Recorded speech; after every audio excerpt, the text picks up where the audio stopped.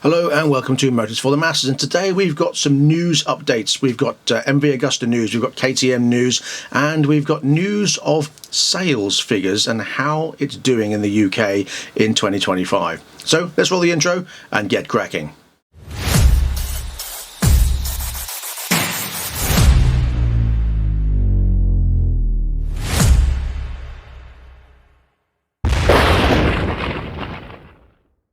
So as you know, amidst all the issues around the KTM insolvency, they acquired MV Agusta back in March 2024, so they haven't owned it for very long, less than a year. They currently, or they did, own 50.1%, so the controlling interest.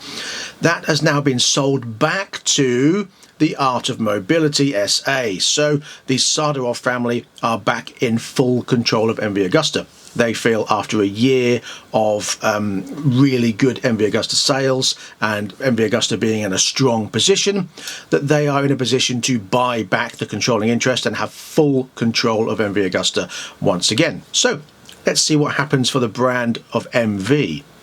Hopefully they're going to be producing more bikes, and hopefully there's going to be some, I want to say, better priced bikes. MV Agusta are not, I mean, MV Agusta have always been expensive, let's be honest. They've always been expensive bikes. I've owned one myself. I had the Brutale Dragster RR, the 800 RR. Awesome machine, beautiful apart from the goppy mouth headlight. Didn't like that. Other than that, absolutely stunning. Love that bike.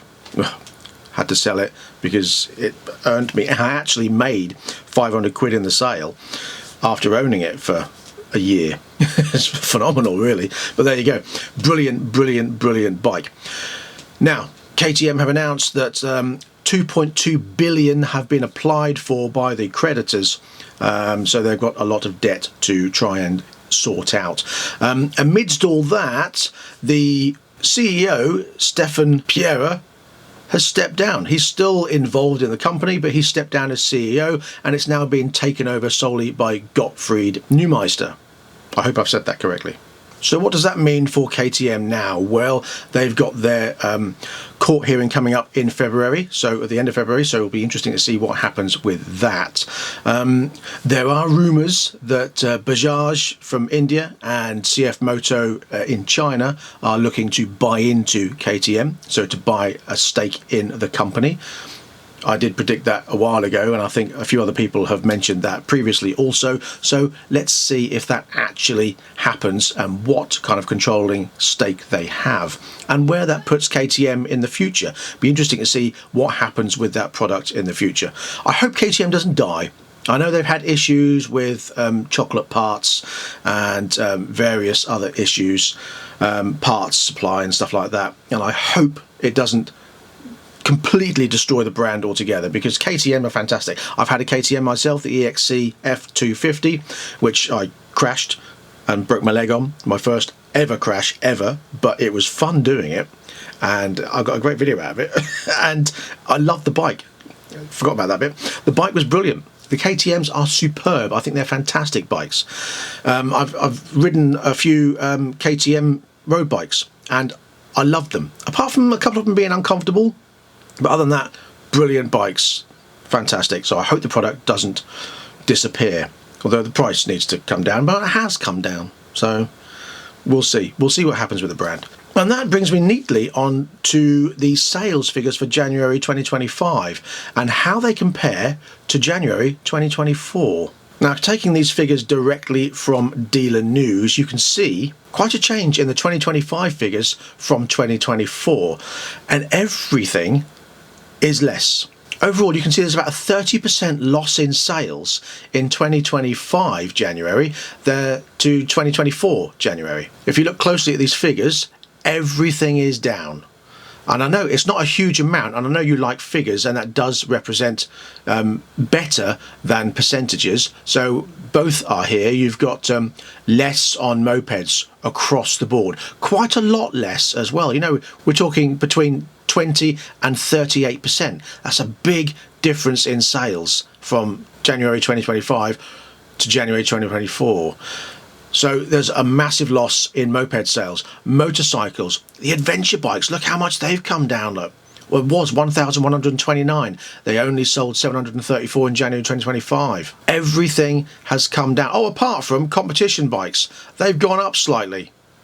And touring bikes have gone up. So people want to go abroad more. They've gone up by 48.8% from 80 to 119. Other than that, everything else is coming down. The scooters have really come down.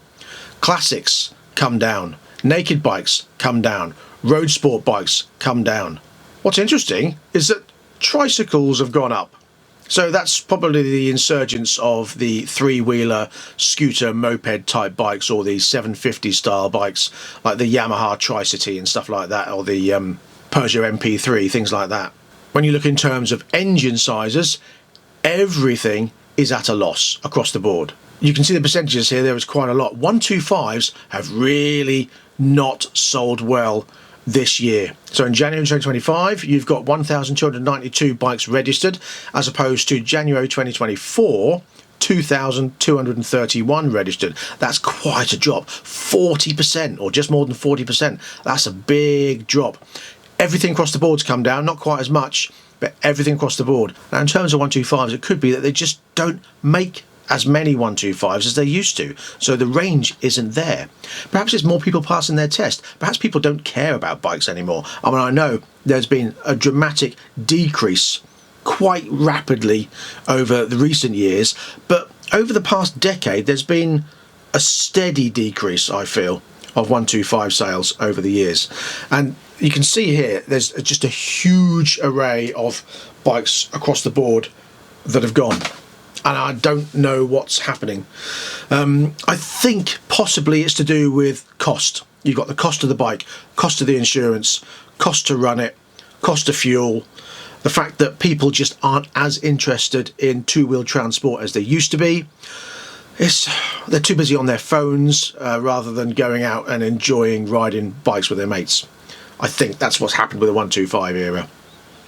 And of course, as I say, people are struggling to get finance. People are struggling to pay for the insurance costs, which is just ridiculous now. I mean, as an example, I had a insurance thing come through, and I managed to get, to start off with, it was £600 as a multi-policy for 9 vehicles, 2 cars and 7 motorbikes. So on a multi-policy, I managed to get 9 vehicles, £600. And to me, that just sounded too much for what the bikes were, and some of them were off the road, some of them were being used, and about half and half. And I just thought, that's just way too much. I'm not paying that when I worked it out per vehicle. And I'm 50, so I expect to pay a lot cheaper insurance.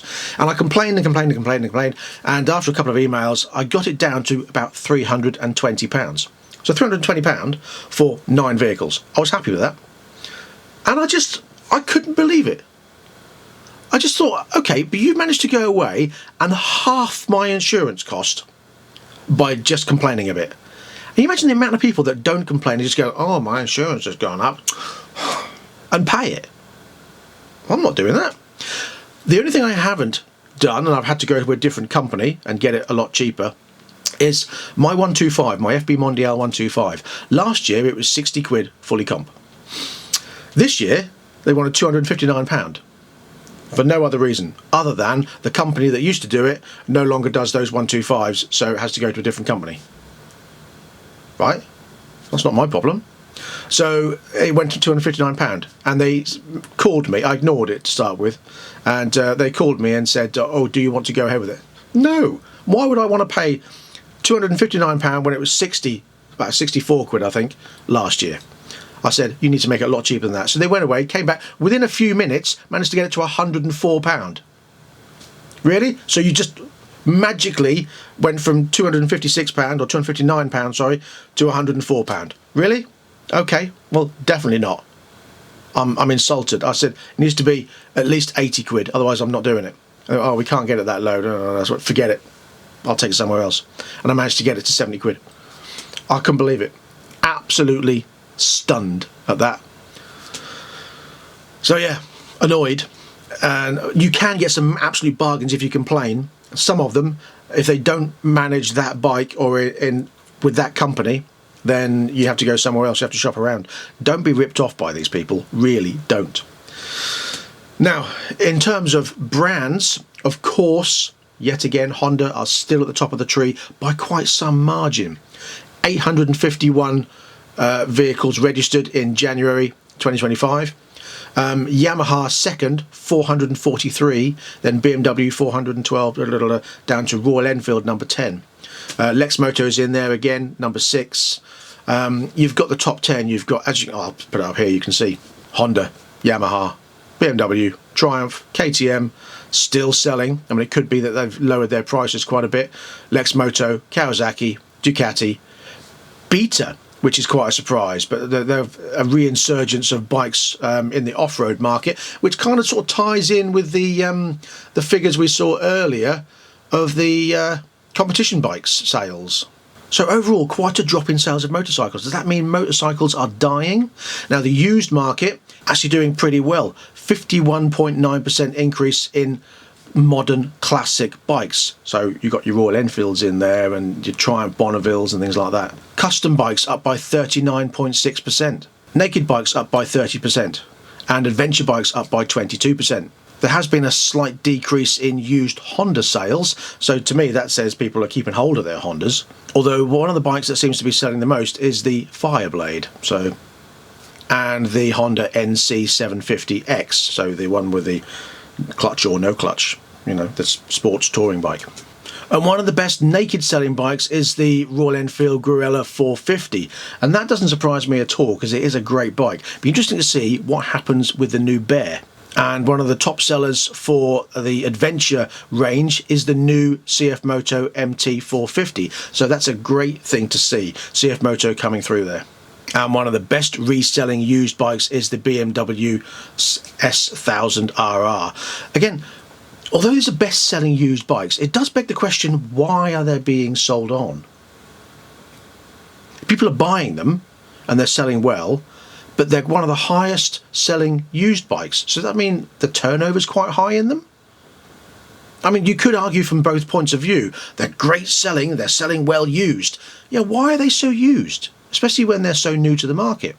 Do people get bored with them quickly? Is that what it is? I don't know. What do you think? So there you go.